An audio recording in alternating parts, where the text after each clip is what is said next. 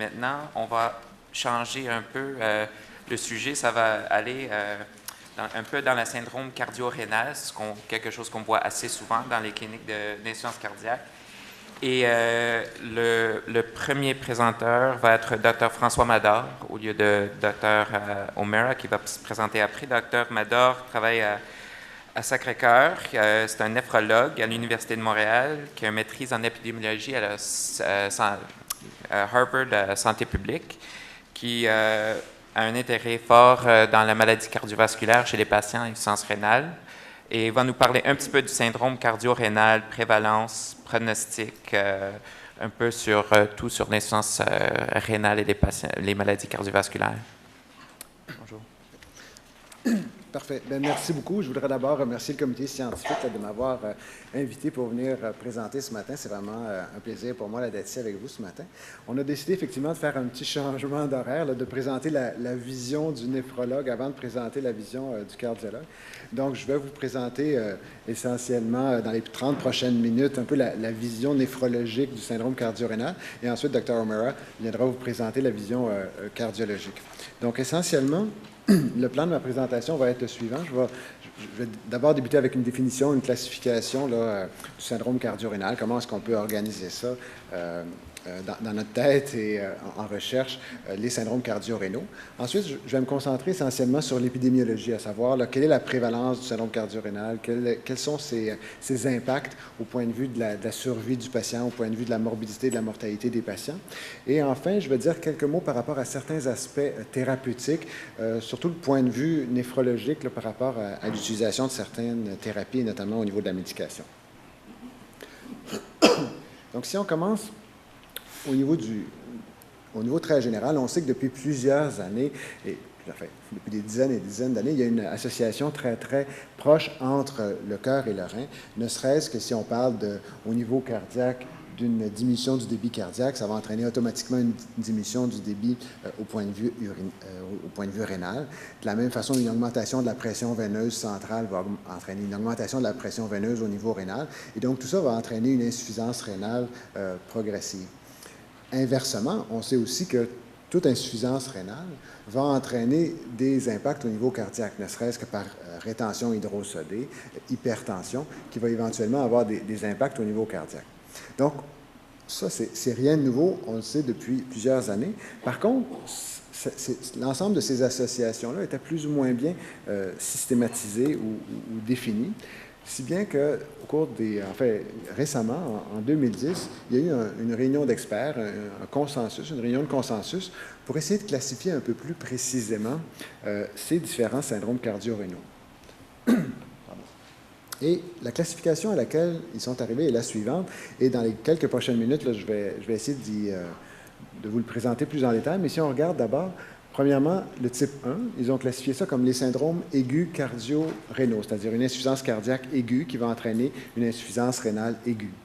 Type 2, syndrome cardio-rénal chronique, c'est-à-dire un problème cardiaque chronique qui va entraîner une insuffisance rénale chronique. Type 3, un peu l'inverse, c'est-à-dire un problème rénal d'abord et avant tout, qui va créer une insuffisance cardiaque ou un problème cardiaque aigu. Type 4, un problème rénal mais chronique qui va entraîner une atteinte cardiaque chronique. Et finalement, le type 5, c'est ce qu'on appelle les syndromes secondaires, c'est-à-dire qu'une maladie qui va toucher à la fois le rein et à la fois le cœur de façon à peu près symétrique. Donc, si on y va un peu plus en détail, si on regarde d'abord le type 1. Le type 1, qu'est-ce que c'est? Donc, c'est une atteinte cardiaque aiguë qui va amener une atteinte rénale. Donc, qu'est-ce qui peut arriver au point de vue cardiaque de façon aiguë qui est inclus dans cette catégorie-là? On va penser à un syndrome coronarien aigu ou une insuffisance cardiaque aiguë, mais on parle aussi de coronarographie ou de chirurgie cardiaque qui, par différents mécanismes, vont entraîner une insuffisance rénale aiguë. Donc, que ce soit par diminution du débit, que ce soit par l'utilisation de médications ou de colorants, ça va entraîner une insuffisance rénale aiguë. Donc, c'est ce qu'on classifie ou c'est ces entités-là que l'on inclut sous le type de syndrome cardio-rénal type 1. Le type 2, maintenant, c'est une atteinte cardiaque d'abord et avant tout, mais chronique, qui va entraîner une insuffisance rénale, éventuellement, qui va devenir chronique elle aussi. Et donc là, on parle de diminution du débit cardiaque, on parle d'athérosclérose accélérée, on parle de dysfonction endothéliale, on parle d'inflammation qui, de façon chronique, va entraîner des dommages au niveau rénal et va entraîner tôt ou tard une insuffisance rénale chronique. Donc, c'est le type 2. Le type 3, là, c'est l'inverse. C'est le rein qui est l'origine du problème. Donc, on parle d'une insuffisance rénale aiguë, que ce soit de cause glomérulaire ou tubulo-interstitielle ou d'une cause obstructive, et qui va entraîner une pathologie cardiaque, donc que ce soit par rétention hydrosodée, hypertension, stimulation du système rénine-angiotensine-aldostérone, tout ça, ça va amener un problème cardiaque aigu qui peut être d'ordre ischémique, qui peut être d'ordre décompensation cardiaque, qui peut être d'ordre arythmique. Donc, c'est toutes ces entités-là que l'on classe sous le type 3. Le type 4, bien là, c'est une atteinte rénale, mais chronique cette fois-ci, qui va entraîner différentes atteintes au point de vue cardiaque et qui va entraîner donc des atteintes cardiaques chroniques. Et là, bon, comme vous le savez tous, au niveau de l'insuffisance rénale chronique, il y a plusieurs éléments qui ont lieu et qui sont associés à l'insuffisance rénale chronique, ne serait-ce que l'anémie, l'accumulation de toxines urémiques, des anomalies de calcium et de phosphore, évidemment une surcharge volémique secondaire à la rétention hydrosodée, l'inflammation chronique, etc.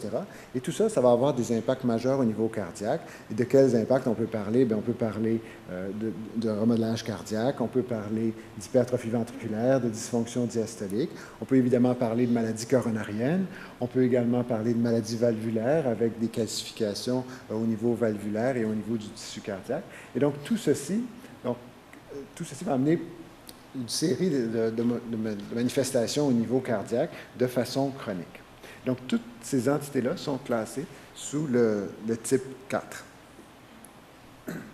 Le type 5, bien, essentiellement, ce sont des maladies systémiques qui vont attaquer à la fois le cœur et à la fois le rein de façon à peu près symétrique. Donc, on pense au diabète, à l'amyloïdose, à différents types de vasculites qui vont avoir une atteinte à la fois cardiaque et rénale. C'est difficile de dire lequel précède l'autre. Bon. Donc, cette classification-là, est-ce qu'elle va nous être très, très utile en clinique? Je ne sais pas jusqu'à quel point ça va être très utile en clinique. Je pense que ça va être surtout une utilité au point de vue recherche, c'est-à-dire d'être capable de bien classifier des patients au point de vue recherche, d'être capable d'inclure des pathologies similaires dans un même groupe. Parce qu'au point de vue clinique, je vois difficilement dire, ah ben regarde, tel patient, c'est un type 1 ou c'est un type 2 ou c'est un type 3. Je ne suis pas sûr que ça va être très, très utile dans la vie quotidienne, mais certainement dans des conditions de recherche, dans des conditions d'analyse où on veut analyser des banques de données, je pense que ça peut être très intéressant. Si on regarde maintenant en termes d'épidémiologie, c'est quoi les impacts en termes de prévalence des syndromes cardio-rénaux et en termes surtout de pronostic? Bien, si on regarde d'abord et avant tout les patients qui ont une atteinte cardiaque, quel est l'impact d'avoir une insuffisance rénale en termes de prévalence et en termes de pronostic?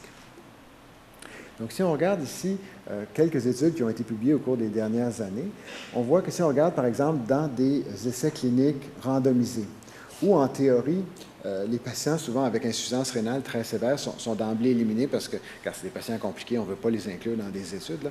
Donc, on exclut les patients insuffisants rénaux très sévères. Mais malgré tout, si on regarde dans les études comme les études SOLVE ou les études Valiant, il y avait quand même une forte proportion d'insuffisants rénaux chroniques, c'est-à-dire de patients avec un taux de filtration glomérulaire inférieur à 20. Donc ici, on avait entre 30 et 40 dans ces deux études-là de patients qui avaient une insuffisance rénale chronique.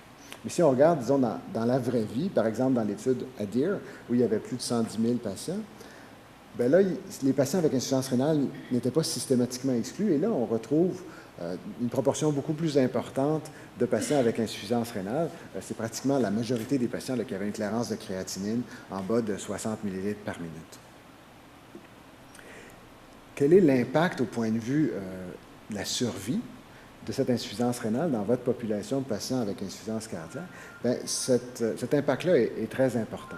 Si on regarde, par exemple, les données de l'étude PRIME2, bien, on voit que plus la clairance de la créatinine baisse, on voit qu'il y a une survie qui est beaucoup moins importante de façon vraiment très symétrique avec les diminutions de filtration glomérulaire. Et si on regarde en fait en termes de risque relatif, on voit que les patients avec une clairance de créatinine en bas de 45, par exemple, avaient un risque pratiquement 3 fois plus élevé de mortalité que les patients avec une fonction rénale normale. Donc, l'insuffisance rénale chronique a un coût très, très important en termes de mortalité dans votre population de patients cardiaques. De la même façon, ça c'est dans l'étude Valiant, on voyait qu'avec plus le taux de filtration glomérulaire baisse, plus la probabilité de décès augmente. En fait, si on regarde de façon plus graphique, on voit qu'avec la diminution du taux de filtration glomérulaire, on a une augmentation qui est quasi exponentielle du risque de mortalité dans votre population. Donc, quand vous voyez des patients avec insuffisance rénale chronique, leur mortalité risque d'être beaucoup plus grande dans les années à venir.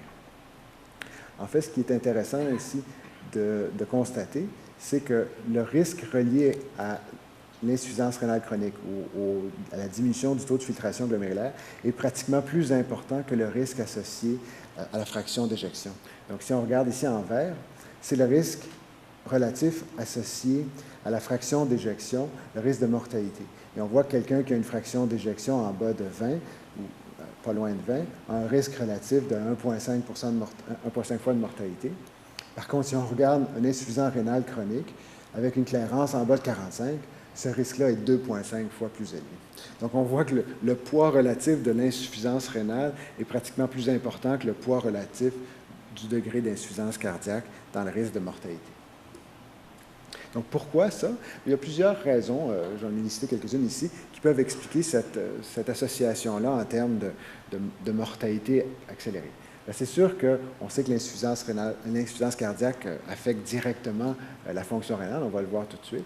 On sait que ces patients-là avec insuffisance rénale ont besoin aussi de doses plus élevées de diurétiques. On sait que c'est souvent plus difficile de leur donner des médicaments comme les IECA et des ARA parce qu'il y a toutes sortes d'effets secondaires qui sont associés chez les patients insuffisants rénaux chroniques.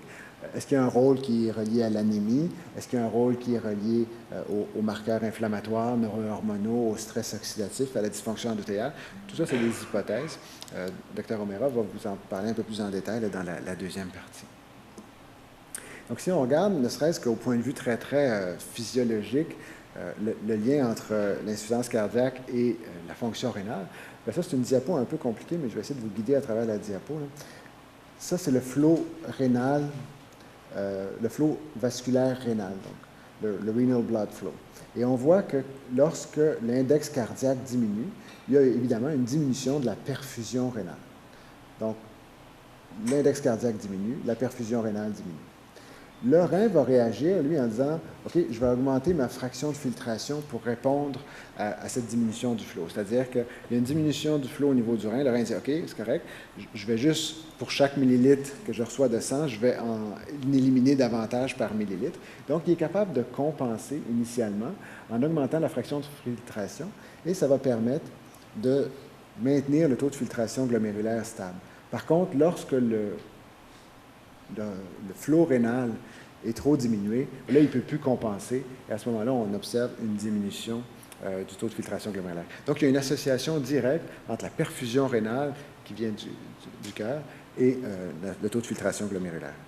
Le deuxième élément, c'est la pression veineuse. C'est-à-dire que quand il y a une augmentation de la pression veineuse, ça se traduit automatiquement par une augmentation de la pression veineuse au niveau de la veine rénale, et donc une congestion rénale, et donc une diminution du taux de filtration glomérulaire. Et on voit ici qu'il y a une association très, très claire. Plus la pression veineuse augmente, plus le taux de filtration glomérulaire diminue. Donc, si on regarde maintenant, donc en conclusion pour la section de votre population, c'est-à-dire des patients avec insuffisance cardiaque, l'insuffisance rénale chronique, on peut conclure qu'elle est très fréquente et qu'elle est associée à un pronostic nettement moins favorable quand on compare à des patients qui n'ont pas d'insuffisance rénale.